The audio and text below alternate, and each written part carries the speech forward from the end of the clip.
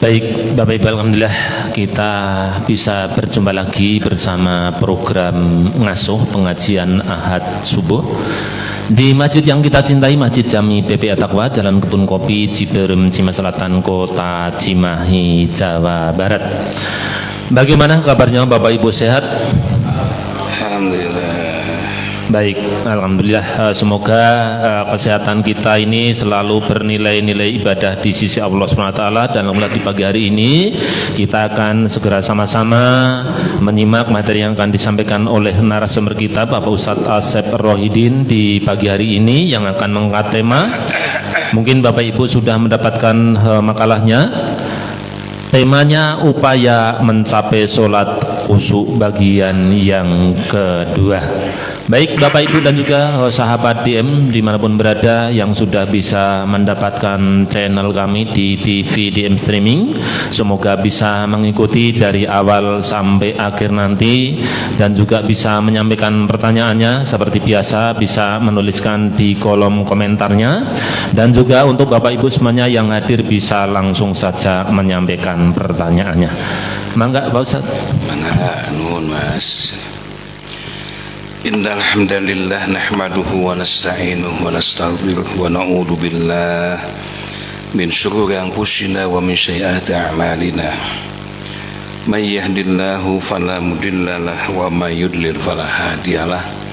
Asyhadu an la ilaha illallah wahdahu la syarika lahu, asyhadu anna Muhammadan abduhu wa rasuluhu, amma ba'd. Kamilah jemaah rahimakumullah yang ikut ngaji hadir di Masjid PPA Taqwa, Yayasan Darul Muttaqin, Kebun Kopi, Cimahi, Jawa Barat, yang ikut ngaji juga bareng-bareng. Alhamdulillah sudah banyak bermunculan melalui TV DM by Facebook. Ahlan wa sahlan. Ada M. Sabarudin di Parung Kuda, Sukabumi. Terus nyimak nuhun. Ibu Dedeh Dahlia, Ibu Tati Rustini, Cipeti Kesoyang, Pak Ayi Rukman, alhamdulillah nuhun Pak Ayi Hijrah, Habib Saripudin Ibun. Masa Ibun mah daerah mana ya? Jalaya. Alhamdulillah. Silakan share kepada teman-teman yang lain, sahabat-sahabat yang lain. Kita ngaji bareng mumpung baru dimulai ya. Kita akan banyak dialog nanti. Kali ini kita akan mengkaji tema upaya mencapai sholat khusyuk. Tolong Mas dicek suaranya bagus ya? Dicek suaranya kayak pokoknya tolong dicek ya. Penonton sekalian juga tolong dicek ya suaranya. Mudah-mudahan kalau sudah oke, sudah bagus, alhamdulillah. Jangan sampai ada trouble ya. Bagian kedua ya, upaya mencapai khusyuk. Alhamdulillah kita sudah mengumpulkan beragam macam sumber-sumber ilmu khusus tentang sholat khusyuk. Masya Allah, saya menemukan puluhan kitab, baik yang kontemporer maupun yang masa kini, yang masa lalu, baik para alim ulama yang lalu maupun para ulama masa kini, yang ternyata beragam macam. Nah, yang kita kutip ini adalah Syarah Bulughul Maram min Adladil Ahkam, Pak. Dan yang kita pelajari ini rujukannya adalah Syarah Bulughul Maram min Adladil Ahkam, jilid kedua halaman 90. Ada satu bab khusus, yakni babul hasa 'alal khusyu'i fi shalah. Bab motivasi agar khusyuk dalam salat. Jadi rujukan dalilnya jelas, Pak ya. Ada juga buku-buku tipis, mohon maaf. Juga ada yang disebut dengan khusyuk itu mudah. Ada 10 tips salat khusyuk, macam-macam itu. Itu ditulis lebih cenderung berdasarkan pengalaman yang bersangkutan. Memang tidak banyak dalil yang disampaikan, tapi pengalaman itu pun bagus jadi referensi. Tapi sekarang kita mengacu pada dalil nakliyahnya dulu, Pak. Ya, dalil nakliyah. Ini bukan pengalaman seorang yang kita pelajari tentang upaya mencapai suatu khusyuk ini langsung menukik pada petunjuk Allah dan Rasulnya. Ya, jadi tidak meragukan. Insya Allah apa yang kita sampaikan ini benar-benar hak, karena rujukannya adalah Quran dan Sunnah. Baik. Khusyuk berarti tenang dalam sholat. Sengaja kita nggak pakai layar biar fokus Pak ya, biar khusyuk. Ngajinya biar khusyuk gitu. Mana anak-anak nggak dapat ininya? Sana sih ya, nggak dapat fotokopi. Habis Isman kurang taman tah fotokopi kita. Oh, zamannya pinuh pisan ya tuh. Masya Allah, ini kurang fotokopinya. Harus pegang kamu, ini ilmu, sumber ilmu ini. Kayak nanti udah besar harus bisa bikin seperti ini. Ya, baru layak disebut ustad dulu. Kadang memaca wungkul. Ya, jadi paboro-boro teh tong kana makanan wae. Ini lucu Bu, pengalaman Mekah Bu, tas Ramadan. Kita akan berkata berbuat penuh orang tuh, lihat tuh ada yang bagi-bagi makanan, ada bagi-bagi nasi wok, bagi-bagi kurma. Pas di satu tempat ada buku-buku hadis. Wong Bu, insyaallah. Pas sajian namru itu di maktab itu, saya ambil bawa ke sini untuk santri. Ya hanya berbahasa Arab semuanya, nggak apa-apa nanti pelajari. Itu tebekian buku mah bener. Kita mah teu payu. Nu bae mah sedekah makanan. Ya sedekah buku mah teu payu. Kamu dijualnya Masya Allah. Baik Bu Sarip, nun Bu Sarip, alhamdulillah Ibu Iros Rosita, Ibu Pak Deden Stiana Sukabumi, Mamah Nisa, di mana Nisa orang dinya. Sana. Yuk kita lanjut. Khusyuk berarti apa tadi? Tenang dalam sholat. Al-Baghawi berkata khusyuk itu pada tubuh, mata dan suara. Tubuh, mata dan suara.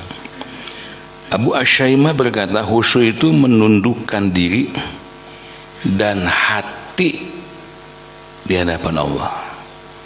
Menundukkan apa? Diri dan hati. Ini tolong resapi Pak ini. Ibnu Qayyim mengatakan khusyuk itu berarti tunduk pada perintah dan menerima serta menerima dan melaksanakan semua ketentuan Allah tanpa perasaan berat. Jiwa dan raganya tertuju hanya kepada Allah. Dari sini memunculkan pertanyaan tentang dari mana datangnya khusyuk. Apakah dari hati atau indera manusia atau gabungan keduanya? Apakah dari hati atau indera? Sa'id bin Al-Musayyab beliau mengatakan jika hati khusyuk maka indera akan khusyuk. Nah, ini lebih bisa dipahami nih ya. Jika hati khusyuk, indera akan khusyuk. Hal ini juga disinyalir oleh Ar-Razi dengan mengatakan bahwa khusyuk itu gabungan hati dan indera manusia. Dalam khusyuk, maka hati dan indera selalu beriringan. Menghadirkan hati dalam sholat dan melakukan gerakan sholat dengan tenang merupakan bentuk khusyuk dalam sholat. Melakukan semua ini dengan penuh kesadaran bahwa Allah Subhanahu wa Ta'ala mengawasi gerak-gerik hambanya. Ibnu Qayyim mengatakan perkembangan khusyuk itu dengan selalu memperhatikan dan belajar dari kesalahan diri. Bila kamu menyadari kekurangan dan kejelekanmu, maka kamu akan selalu rendah hati dan tidak sombong. Semua yang kamu lakukan semata-mata mencari keridhaan Allah Subhanahu wa Ta'ala. Kamu akan lebih khusyuk bila menjaga diri dari perbuatan tercela, selalu mendengarkan nasihat orang, selalu menyediakan waktu untuk introspeksi diri agar tidak terjerumus dalam perbuatan yang tidak diridhoi Allah. Ruh dalam sholat adalah khusyuk. Diterima dan tidaknya sholat seorang di sisi Allah Dilihat dari sejauh mana ia khusyuk di dalam salatnya. Allah memuji mereka orang-orang yang khusyuk dalam salatnya. Firman Allah, a'udzu billahi minasyaitonir rajim. Bismillahirrahmanirrahim. Qad aflahal mu'minun alladzina hum bi sholatihim khasyun.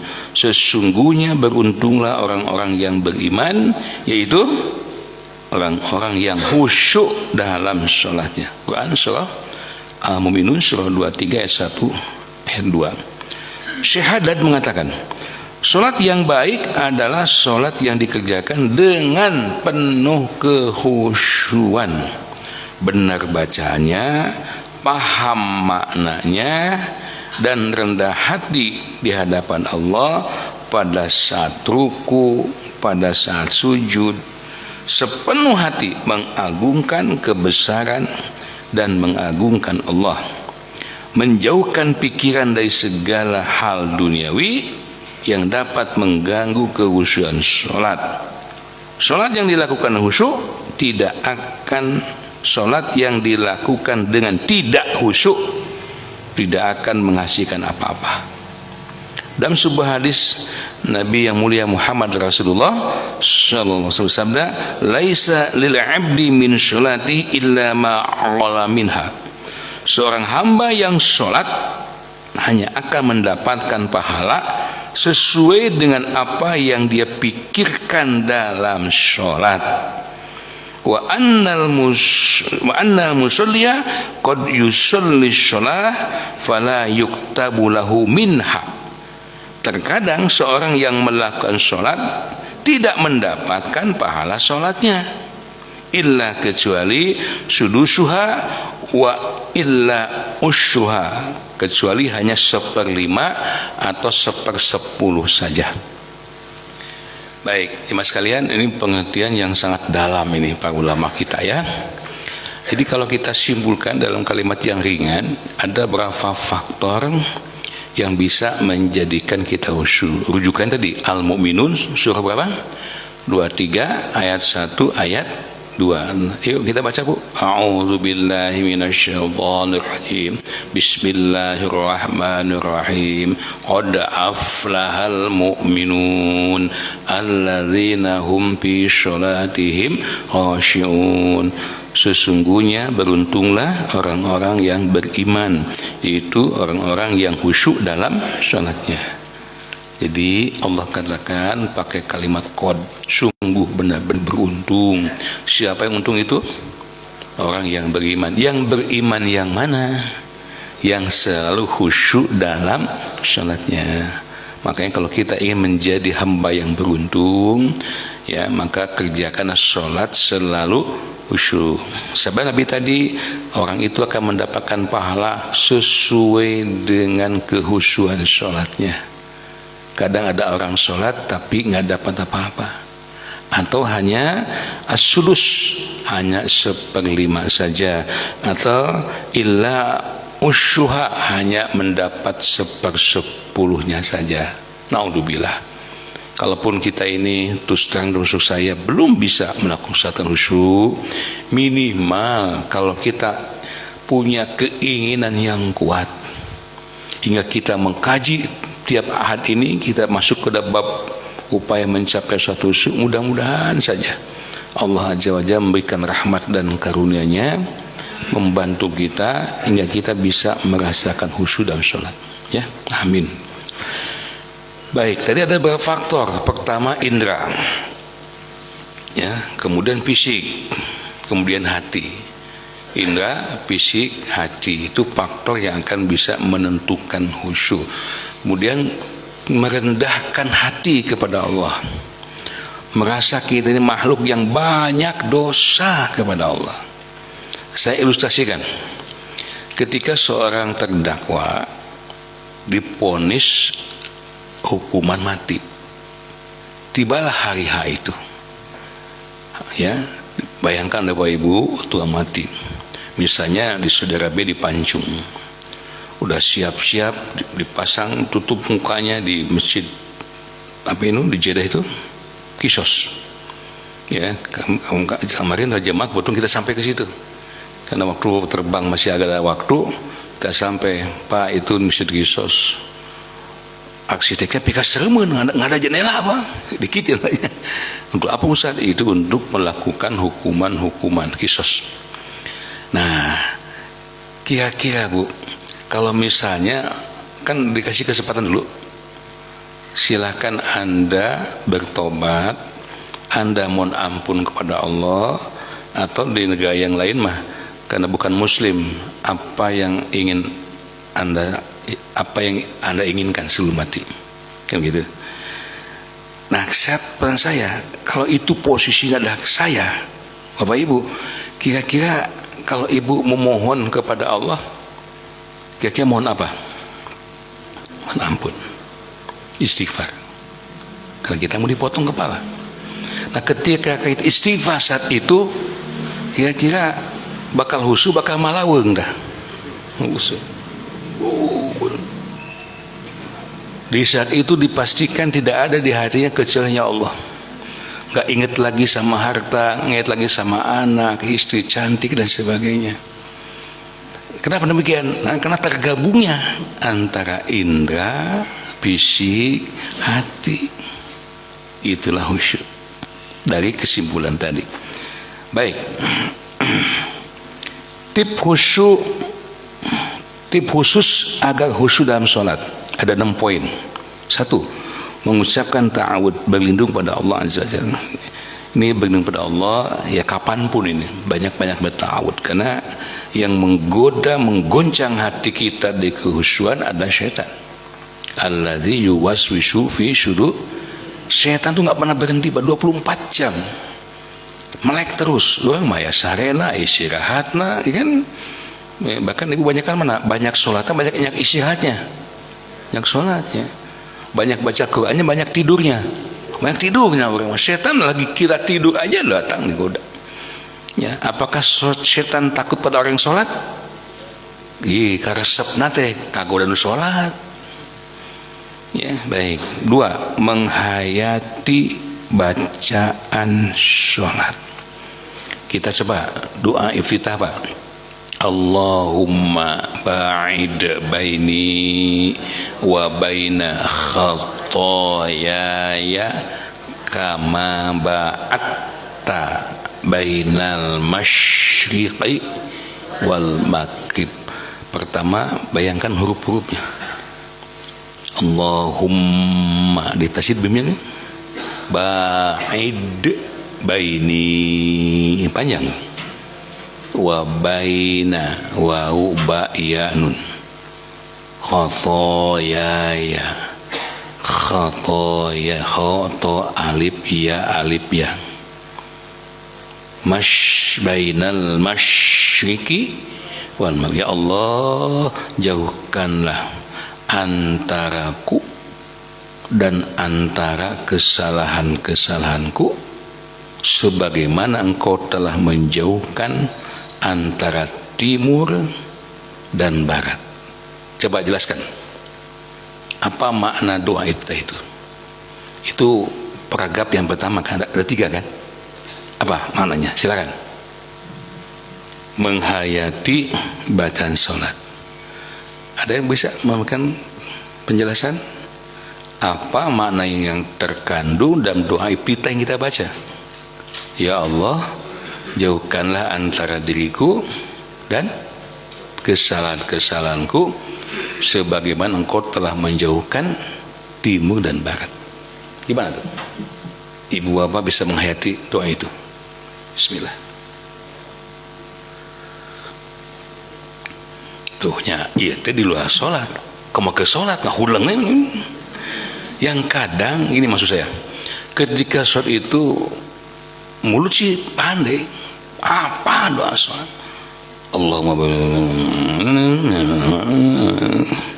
saking hafalnya tapi kata puguh tuh, mahrojnya panjang pendeknya. Pokoknya sholat gue, betul? Karena kita tidak menghayati bacaan doa dalam sholat, akhirnya mulut berkata, berdoa, mohon pada Allah, hati kapasar, kowe nanti macam-macam. Nah itulah kesalahan kita selama ini, termasuk saya. Pas baca Bulughul Maram syarahnya nih, kalau kitabnya banyak di kita tuh, jejak.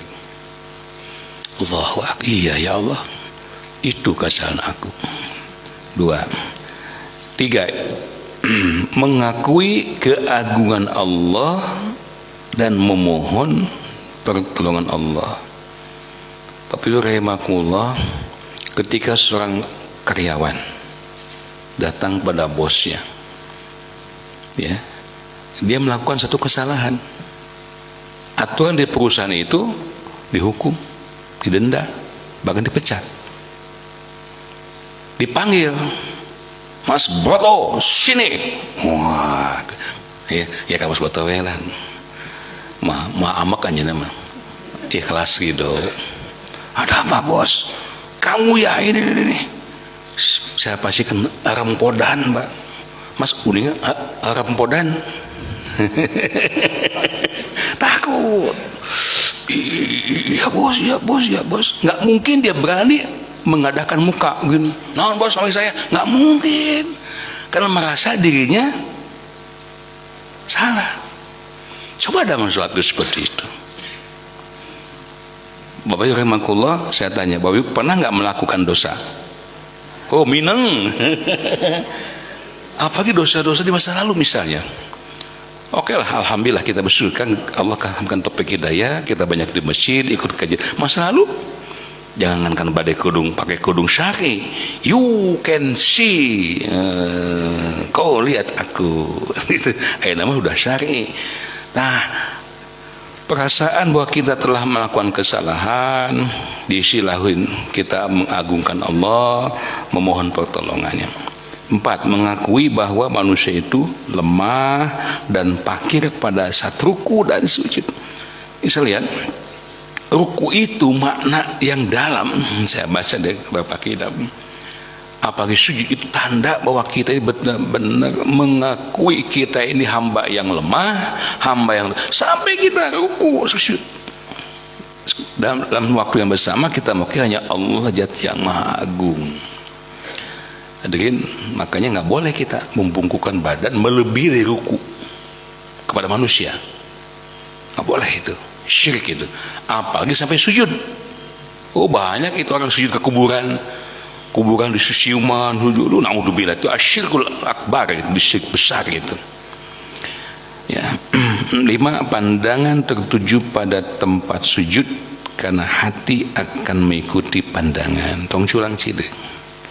Ya lu iya masjid, alah masungku ada semplekin seetik kebalik lumayan itu. Eta ke sholat pikiran kemana wae. 6, tidak boleh memikirkan hal-hal duniawi di dalam sholat, seperti makan, minum, serta keinginan lain. Tapi pikiran itu kadang-kadang suka nyelonong bu, tanpa sadar kita. Betul? Allahu Akbar. Oke, yang naunya makan siang ya. Kapadang we, gosen we. Mulut mah bismillahirrahmanirrahim, alhamdulillah rabbil alamin. Padang ladanya gosen mahal aya ongkirna. Mending we cenah botram. Sadar-sadar sholat itu ketika mau salam. Tilu opat tilu opat tilu. Lohor teh. Ulama berpendapat bahwa sah sholat seorang meskipun dilakukan dan tidak khusyuk, tapi berkurang nilai dan pahalanya. Secara hukum sah-sah saja sholatnya. Ketika dia memenuhi syarat dan rukun sholat dikatakan sah, tapi nilai pahalanya, nah itu dia. Nah, yang kita inginkan bukan cuma ingin sah sholat. Kita sudah belajar kaifiah sholat, shollu kama ra'aitumuni usolli, sudah kita belajari, tapi ingin meningkatkan kualitas sholat, yaitu yang khosyi'un ya. Baik, nah di antaranya petunjuk hadis di Bulughul Maram nomor 1, hadis nomor 189, saya tulis tidak boleh bertolak pinggang Wa an Abi Hurairah radhiyallahu anhu qol, dari Abu Hurairah radhiyallahu anhu beliau berkata, naha Rasulullah sallallahu alaihi wasallam, telah melarang Rasulullah sallallahu ayu shalliyar rajulu mukhtashiran, seseorang yang sholat dengan bertolak pinggang, melaksangkeng. Allahu akbar begini. Allahu akbar kita. Boleh itu. Ya boleh, ya. Muttafaqun alaih. Tetapi lafaz ini juga adalah milik Muslim, walafzi Muslim. Wa ma'nahu, dengan maknanya adalah ayyaj'ala yadahu ala khasyrati, menyimpan, meletakkan tangan di pinggang begini. Ya. Kemudian wafil Bukhari an Aisyah anna zalika fi'lul yahudi fi sholati, pekerjaan itu adalah kerjanya orang-orang Yahudi, kelakuan orang Yahudi dalam sholatnya. Orang Yahudi sholatnya gini, lihat bayi mutar-mutar gitu. Ya. Nah, penjelasannya, satu, larangan bagi orang yang sholat meletakkan tangannya di pinggang. Dua, hikmah dari larangan ini agar tidak menyerupai orang Yahudi, karena meletakkan tangan mereka di pinggang pada saat sembahyang. Nabi bersabdakan, kita nggak boleh menyerupai orang lain dalam segala hal, bukan cuma dalam ibadah, Pak. Dan aspek sosial, kemasyarakatan, budaya dan sebagainya pun Muslim tidak boleh menyerupai orang lain. Man tashabbaha biqaumin fahuwa minhum. Siapa yang menyerupai kepada mereka non Muslim, maka dia adalah bagian dari mereka. Awas, hati-hati nih, saya pesan nih. Sebentar lagi pergantian tahun Masehi. Ya, ada 3 hal perbuatan Yahudi dan Nasrani yang dilakukan di saat pergantian tahun. Ketiga-tiganya secara umum sampai tahun yang lalu dilakukan oleh umat Islam. Yahudi Nasrani mencicing, malah mereka bilang, kami nggak usah keluar rumah. Kenapa? Ajaran kami udah diamalkan oleh umat Islam. Siapa yang bikin tarompet? Umat Islam. Nu jualan tarompet? Umat Islam. Nu niup tarompet? Umat Islam. Jalan-jalan, minuhan, alun-alun, lapangan, ya, beragam macam atraksi, siapa? Kebanyakan Muslim. Naudzubillah, ya, jalan niup trompet, itu ya apa, Nasrani. Ya, bahkan mereka menyulut kembang api, Majusi. Ya, tata kolang, genderang dan sebagainya, Yahudi. 3 agama sekaligus dilakukan oleh, tanda kutip ya, sebagian umat Islam. Anak-anak hati-hati, cicing ini ya. Lakukan kegiatan seperti biasa. Yang medek belum jagong weh sarua. Nah, di kamarina belum jagong dia tuh. Pun tidak boleh mengadakan acara-acara itu pada saat hari H. Karena 1 Januari itu adalah hari mereka. Nggak boleh. Dulu ketika Rasul hijrah ke Madinah, kan dulu Rasul saumnya adalah Asyura. Kapan Bu, tanggal berapa Asyura Bu? 10 Muharram. Para sahabat bilang, ya Rasul, ternyata di Madinah ini orang Yahudi juga Asyura. Karena tanggal 10 Muharram itu adalah hari mereka. Oh begitu ya. Nanti kalau tahun yang akan datang kita masih hidup, berumur panjang, kita akan saum Tasyu'a, hari ke-9, supaya tidak sama dengan Yahudi. Allah menakdirkan beliau wafat sebelum datang Muharram. Ini dalil boleh lakukan Tasyu'a, Asyura 9-10, boleh juga Asyura. Ya Rasulullah, orang Yahudi itu kumisan jenggotan, kumis jenggotan. Orang Nasrani kumisan unggul, udah jenggotan. Maka Rasul milih jenggotan unggul, tuh kumisan. Ini sunnah Rasul ini. Orang yang maha baik Rasulullah, apapun yang Rasul lakukan, kalaupun tidak termasuk syariat yang diwajibkan, diikuti. Jangan ulang. Bapak-bapak nuntut jenggotan mah bapak solihah ngaranna. Sepanjang deui. Satu lagi. Kita kan dialog. 2. Apabila makanan telah terhidang, maka makan dulu baru sholat. Nah, hadis ini Pak disimpulkan oleh para ulama tadi di awal. Jadi untuk bisa khusyuk itu antara indera, tubuh dan hati harus nyambung menghadap Allah. Merujuk hadis yang kita baca ini, hadis Bulughul Maram nomor 190. Ketika makanan telah terhidang, jangan sholat dulu. Asik, cenah, cocok teman-teman. Cocok, Nabi mah seneng leleb. An Anasin radhiyallahu anhu, dari Anas radhiyallahu anhu, anna Rasulullah sallallahu alaihi wasallam qala idza quddimal asya, apabila makan malam sudah terhidang.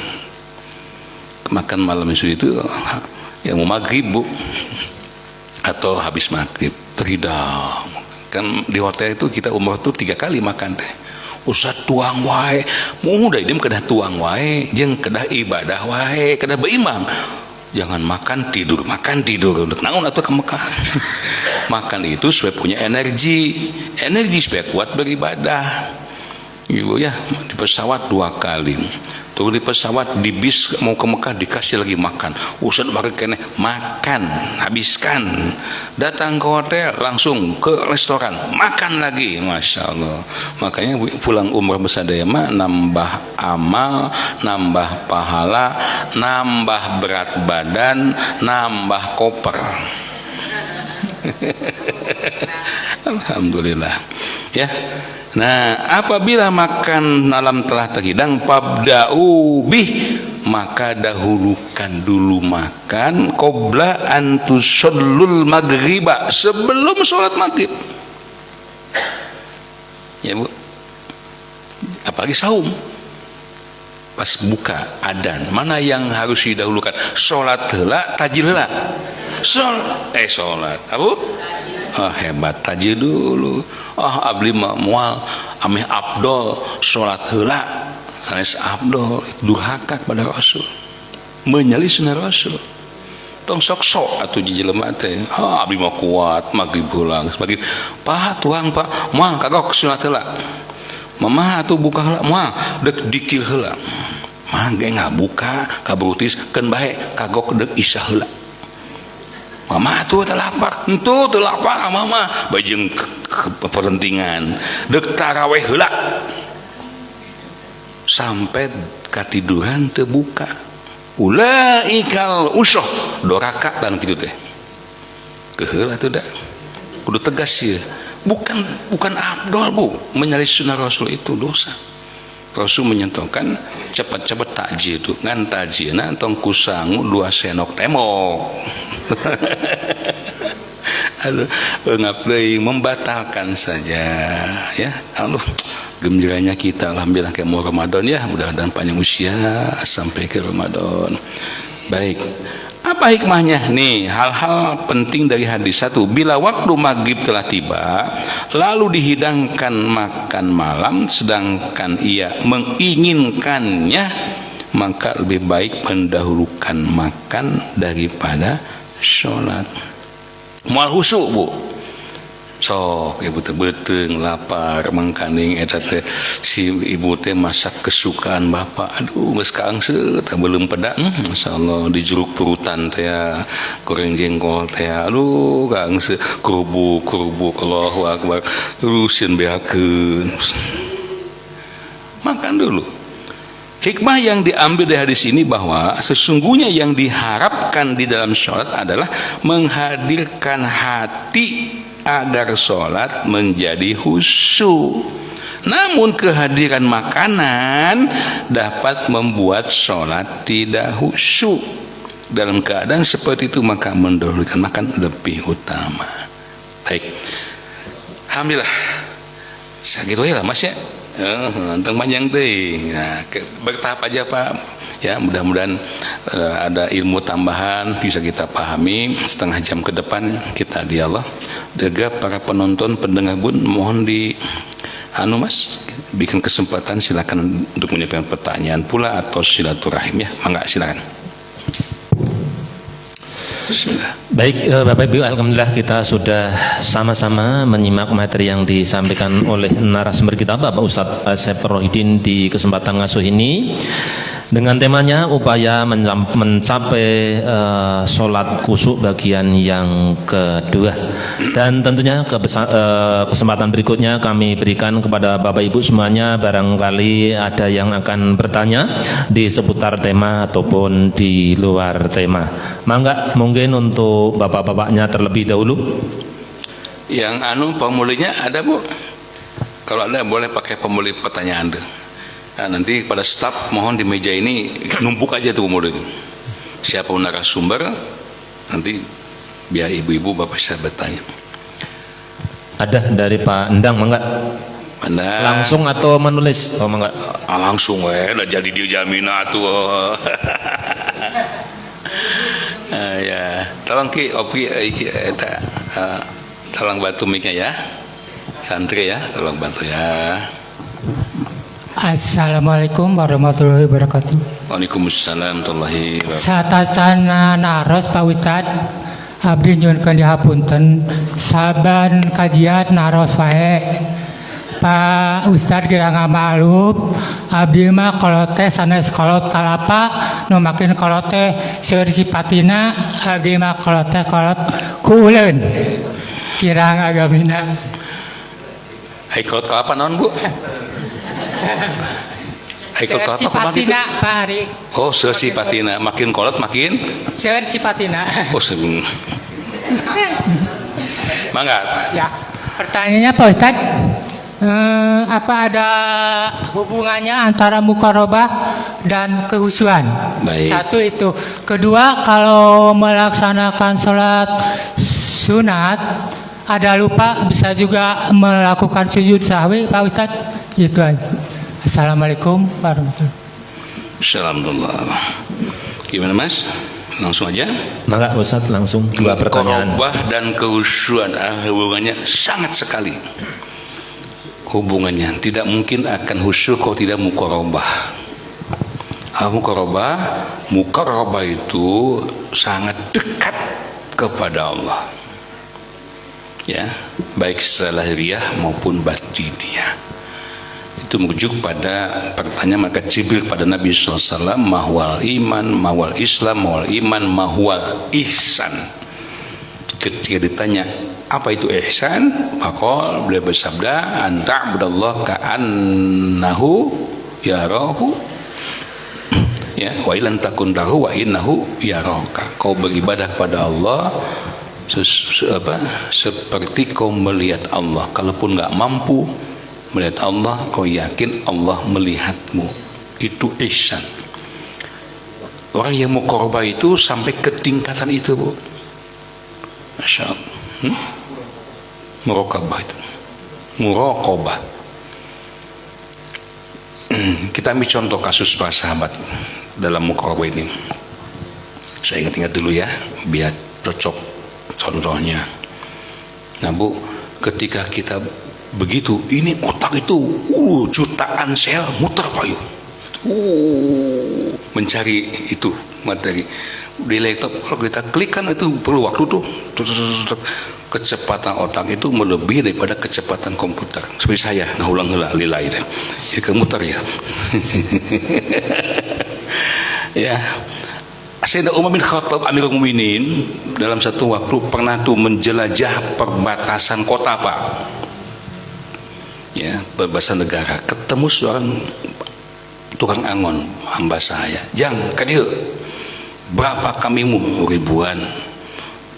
Amirul Mukminin, saya beli satu. Enggak, nanti itu kan bukan punya saya, punya Tuhan saya. Dipencit di dia getihna karena baju maneh pejakeun ka Tuhan anjeun, mati diterkam harimau nih darahnya. Nah ulang kamu punya duit moal kapanggih, kamu ngambil kambing satu di sekian ribu maka panggih kan enak. Nah ulang Anak itu berkata, ya Amirul Mukminin, tuanku mungkin bisa aku tipu, tapi Pak Ain Allah, di mana Allah? Ngegetar Mukminin, ditangkap budak eta, dibebaskan. Anak kecil itu sudah merokobah. Jadi merokobah itu bukan yang ditakuti, bukan takut oleh manusia, bukan takut oleh makhluk, takut oleh bapak naik kendaraan yang merokobah nih, letter merah strip, artinya tidak boleh berhenti, culang cileng wah ngeng, berarti belum merokobah tuh. contohnya kenapa? Kan takutnya manusia, aturan manusia aja dilanggar, apalagi aturan begitu logikanya ya. Orang yang seperti ini insya Allah dia akan khusyuk dalam sholatnya. Kalau kita meyakini bahwa gerakan sholat kita ruku, sujud, i'tidal, ketika takbir dilihat oleh Allah, nggak mungkin kita sholat asal-asalan. Ketika duduk di antara dua sujud, sukutnya kadang gitu, tak kadang aku mawe daikna, kan dibentikan mestinya, tak sempurna. Itu bacaan yang kita baca kadang-kadang ketulungan, nggak mungkin yang merokobah seperti itu. Karena ketika sholat yunaji Rabbahu, sedang berdialog dan Allah, nggak mungkin asal-asalan. Baik, gitu ya, kurang lebih jawabannya. Yang kedua, tasyahud sahwi itu apakah di sholat fardu saja apa sunnah? Memang beberapa hadis yang kita baca kasusnya di sholat fardu saja. Saya sendiri belum menemukan hadis di sholat sunnah. Secara umum tentu kita pahami sujud sahwi itu sujud dikarenakan lupa dalam sholat. Baik ketika sunnah maupun fardu sama-sama tadi saya katakan hadisnya yunaji rabbahu, kita sedang menghadap Allah. Kita nggak boleh menganggap ada sepele kepada sholat sunat, ada sunati asal, nggak boleh. Artinya kalau lupa juga harus diluruskan, jangan asal-asalan. Sunati asal-asalan nggak boleh, harus khusyuk. Semua yang sholat yang kita khusyuk. Kita lihat sholat sunat tahajudnya Nabi itu masya Allah luar biasa, sampai menangis malah. Ya baik, terima kasih. Mangga Mas lanjut. Baik, setelah Pak Endang, berikutnya mungkin untuk ibu-ibunya ada yang akan menyampaikan pertanyaannya. Maka dengan Ibu Karti. Bismillahirrahmanirrahim. Assalamualaikum warahmatullahi wabarakatuh. Waalaikumsalam warahmatullahi wabarakatuh. Izin bertanya Pak Ustadz. Mangga. Kita tuh lagi sholat Pak. Ya. Ada tamu tuh. Saya tuh udah takbir dikencengin, namun tamunya tuh nggak denger, masih kene terus ngetrok terus Pak. Terus saya buka pintu, terus tapi nggak bilang apa-apa, langsung mereka tahu Bang ya. Itu apakah membatalkan sholat Pak? Baik, unik nih pertanyaan. Terima kasih. Pertanyaannya unik, tapi kasus ini pernah terjadi pada masa Rasul. Ya, pernah terjadi. Terima kasih Pak Ustaz. Ya, baik. Emang solusi pertama, keraskan bacanya. Allahu Akbar.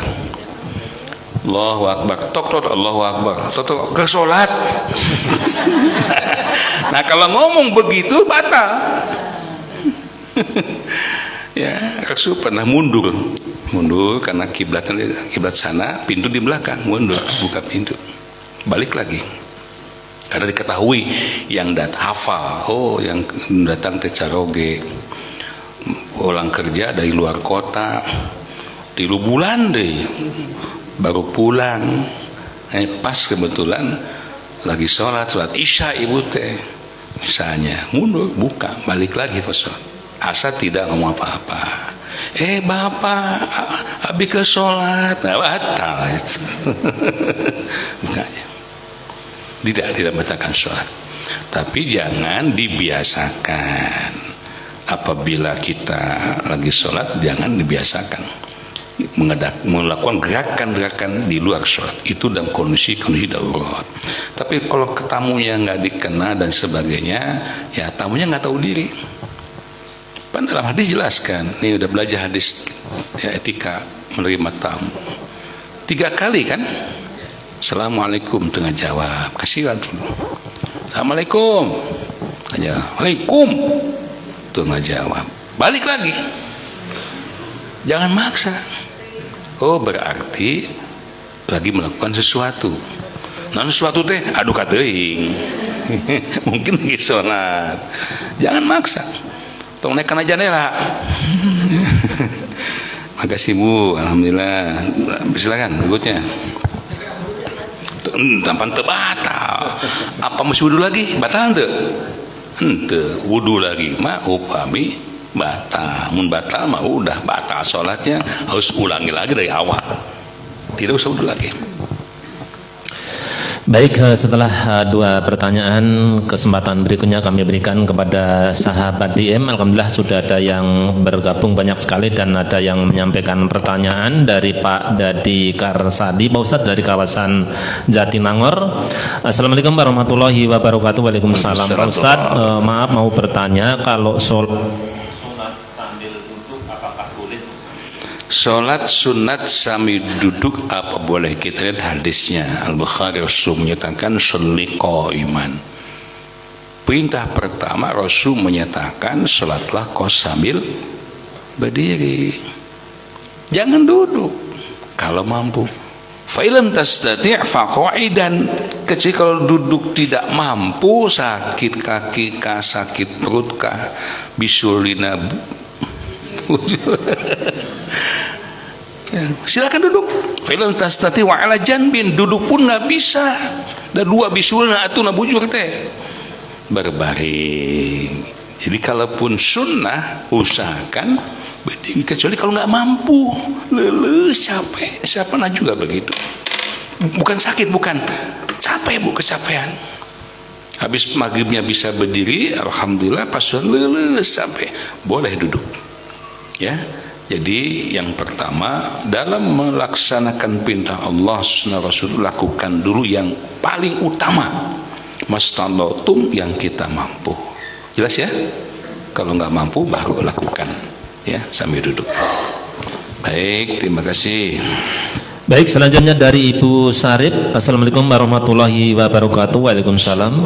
Pak Ustadz mau bertanya, apabila kita selalu kangen menunggu-nunggu waktu ingin ke majelis taklim, seminggu terasa lama dan selalu ingin bertolabul ilmi walaupun kurang sehat badan, apakah itu merupakan sebagai bukti cinta kepada Allah, Ustaz? Masya Allah, kangen ke majelis taklim, siga ibu kangen botram. Kan bisa kangen dengan itu orang mah botram. Ini kan majelis taklim. Si para sahabat dahulu, mereka itu kangennya berjumpa dan Nabi. Sehari nggak berjumpa, Masya Allah, seperti sekian lama nggak berjumpa Nabi. Banyak para sahabat yang tidur di rumah Nabi, bahkan di luar, di masjid, ingin Nabi keluar dari rumah, kan rumahnya pintunya nyambung Bu. Ingin sekali ketemu Nabi, melihat wajah Nabi aja. Yang sakit langsung sembuh, yang punya masalah langsung ngemplong. Masya Allah ya, luar biasa. Mudah-mudahan Bu itu tanda keimanan Ibu sedang yajid, sedang naik. Al-iman yajidu wa yankusun, itu iman itu. Salah satu dan tanda iman sedang yajid itu adalah kesemangatan beribadah, kesemangatan thalabul ilmi. Ya Bu, Ibu bisa lakukan. Ya, kita kan yang off airnya itu memang hari Sabtu. Ibu, Sabtu itu waktunya udah saya tambah setengah jam. Jam pertama 9.10 tafsir Al-Quran Ustaz ayat. Jam kedua saya jam 11 sampai setengah 12. Kemarin hampir sampai jam 2, sampai adan tuh Mas Gunadi itu. Mas Gunadi main adan dulu itu. 2 jam masih kurang, Masya Allah, saking kangennya ngaji itu. Ibu ya, pelihara itu. Namun bisa on air Bu, tiap subuh kan di Rama FM, tiap sore pukul 16 sampai 17 saya siaran di 107,2 News Cinta FM gitu. Atau tiap kajian kita selalu on air. masih belum cukup lagi DM, ibu saya sarankan silakan juga menyimak kirancian dakwah yang lurus, yang mengungkap Quran dan Sunnah. Ya, baik, terima kasih. Baik, berikutnya dari M. Ali. Nggak tahu ini dari mana, Ustaz, nggak ada alamatnya. Pak Ustadz, maaf mau bertanya, apa artinya fasa wal mungkar, Pak Ustadz? Ya, Quran surah Al-Baqarah ayat 45. Betul? Oh, Al-Ankabut surah 29. Ya, wasta'inu itu Al-Baqarah itu ya. Kalau wasta'inu bis-sabri ya. Wasta'inu bis-sabri wassalah. Al-Ankabut aqimus shalah innas sholata tanha 'anil fahsya'i wal munkar. Al-Ankabut surah 29 ayat 45. Coba dicek.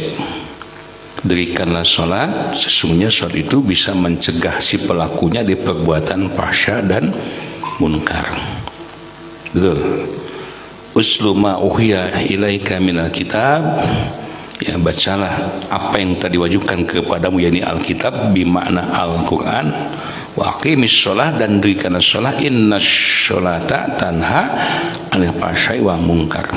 Sesungguhnya sholat itu mencegah dari perbuatan keji dan perbuatan munkar. Ya. Apa mananya? Fahsya dan fahsya itu perbuatan dosa, ya, yang dampaknya itu bisa dirasakan oleh dirinya sendiri.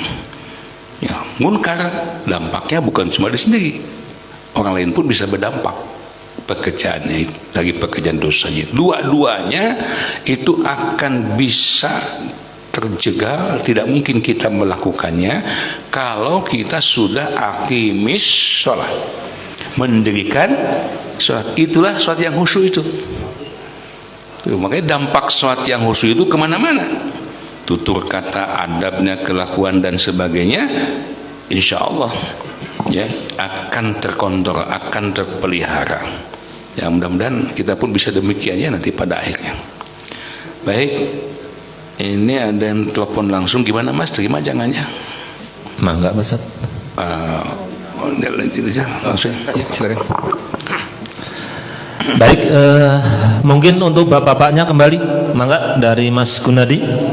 Ayo Mas, mangga. Waalaikumsalam warahmatullahi wabarakatuh. Mangga. Saya seorang pedagang, punya mitra seorang Nasrani. Dia kalau hari raya gitu mengucapkan hari rayanya dia, pas hari rayanya saya juga mengucapkan gitu. Selamat Idul Fitri. Ya. Tapi kalau selamat Idul Adha. Kalau pas hari rayanya dia juga dia mengucapkan hari rayanya selamat dia Natal. Gitu. Iya, betul. Bijaksana tuh Mas. Ya. Gimana menyikapinya gitu aja. Bagaimana menyikapinya? Oh, bagus sekali pertanyaannya. Terima kasih Ustaz. Ya. Assalamualaikum warahmatullahi wabarakatuh. Assalamualaikum warahmatullahi wabarakatuh. Mewakili yang lain ini. Bentar lagi nih. Natalan nih. Ya, gimana menyikapinya sesuai dengan petunjuk Al-Quran. Gimana petunjuk Al-Quran? Surah Al-Kafirun. Coba santri ke depan seorang. Siapa yang mau Al-Kafirun? Siapa yang apa? Sok. Makanya belum pulang, betah, jadi mau pulang.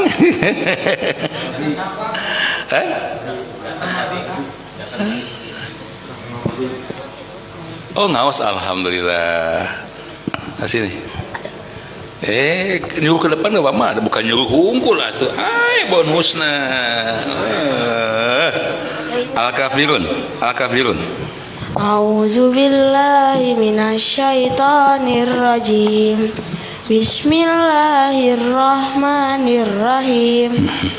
Qul ya ayyuhal kafirun la a'budu ma ta'budun wala antum abiduna ma a'bud wala ana abidum ma abattum wala antum abiduna ma a'bud lakum dinukum waliyadin. Alhamdulillah. Nih bonusnya. Oh. Ya, itu jawabannya. Katakanlah di mana jawablah. Karena ayat ini turun ketika orang-orang musyrikin Quraisy datang pada Rasulullah SAW untuk bernegosiasi. Udah Muhammad orang teh pasya wae cenah. Perang wae. Saha nu masehan, saha nu merangan. Manehna nu masehan, manehna nu merangan. Geus eta mah biar aman. Kolaborasi aja, kan musim sekarang. Modernisasi aja. Kumaha orang silih hormat, silih hargaan, itu bahasa-bahasa musyrikin Quraisy. Ya, pluralisme itu. Kami siap ibadah kepada Tuhanmu. Setahun, sebulan, seminggu, tapi minggu harap kamu dan umatmu ibadah kepada Tuhan kami. Kan aman, cek saha, cek logika begitu.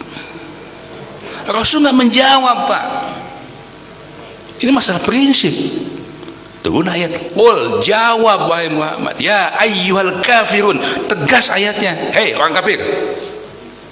Kata siapa? Kata Allah. Bahasa apa yang paling bagus? Bahasa Al-Quran. Bahasa yang paling sopan? Bahasa Al-Quran. Jangan dirubah.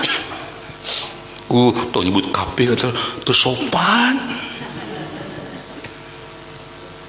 Ya ayyuhal kafir, orang kafir. La a'budu ma ta'budun, aku tidak akan menyembah apa yang kamu sembah. Wala antum abiduna ma'abud, kalian pun bukan penyembah apa yang aku sembah. Wala ana abidu ma'abattum, diulang, dan aku tidak pernah menjadi penyembah apa yang kamu sembah. Wala antum abiduna ma'abud, dan kalian pun tidak pernah pula menjadi penyembah apa yang aku sembah. Lakum dinukum, oleh din, agamamu untukmu, agamaku untukku. Itu jawabannya.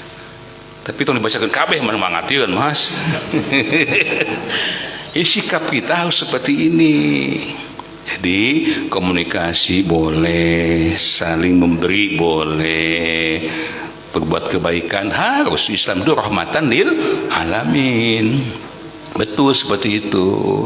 Tapi ketika sudah menyangkut masalah akidah, keyakinan, kita pun harus tegas tapi luwes. Bahasa tegas luwes bahasa Al-Quran, lakum dinukum waliyadin, agamamu untukmu, agamaku untukku. Maknanya satu, kita tidak boleh mencampur adukan agama. Jadi kalau mereka mengatakan selamat Natal, itu haknya, kita nggak boleh melarang, silahkan.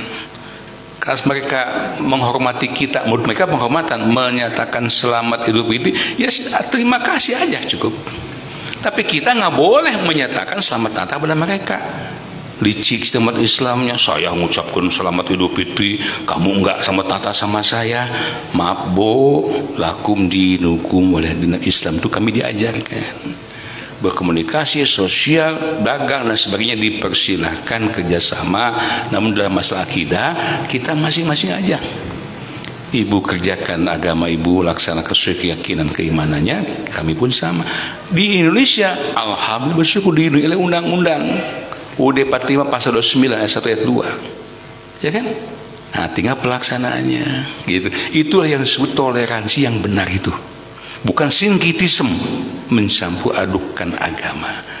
Bahkan saya ceramah di satu tempat Jawa Timur sana, nggak susah namanya, ada masjid 5 agama digabung di situ. Jadi lambang 5 agama itu di situ semua. Di Paimaran, Bu. Astagfirullah, itu rumah. Menurut mereka di sini mah Pak Kiai udah dari dulu menjaga kerukunan beragama. Ya Allah. Ya, baik. Padahal dengan melaksanakan Al-Quran, Islam dan Al-Quran itu sudah jelas dijamin akan rukun, akan damai. Bukti mana? Sejarah membuktikan, Pak. Yang namanya bukti sejarah itu nggak mungkin bisa dibohongkan, nggak mungkin bisa ditolak karena sejarah. Tidak ada kondisi situasi masyarakat dunia aman, nyaman, merdeka, adil, merata kecuali pada masa Rasulullah. Semua ahli sejarah menyatakan seperti itu. Dan pada Allah Rasyidin.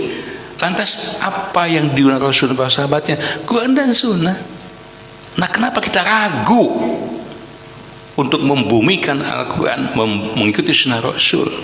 Dijamin akan aman, akan nyaman. Ya. Baik, terima kasih waktu Mas. Alhamdulillah, yang penonton juga Masya Allah, terima kasih perhatiannya, moga manfaat. Hari ini hari Ahad menjadi hari yang berkah untuk kita ya.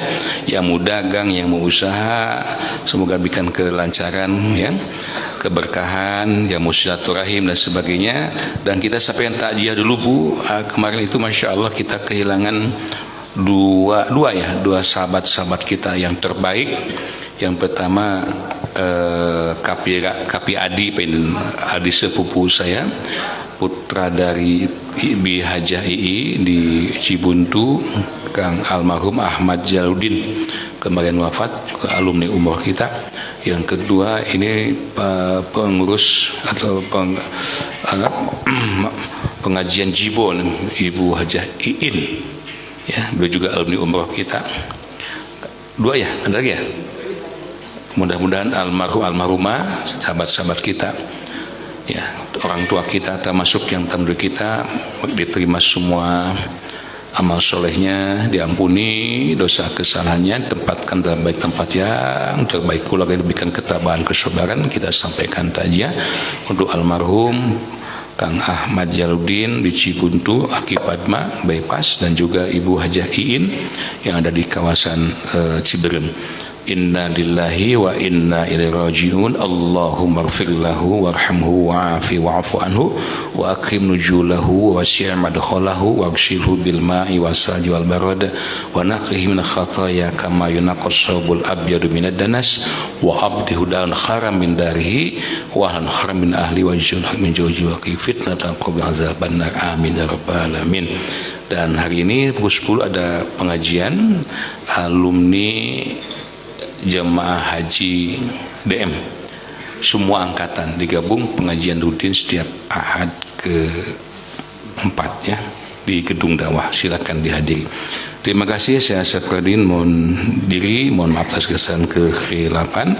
Allahumma anfa'na bima 'allamtana wa 'allimna ma yanfa'una warzuqna ilman yanfa'una. Amin ya rabbal alamin.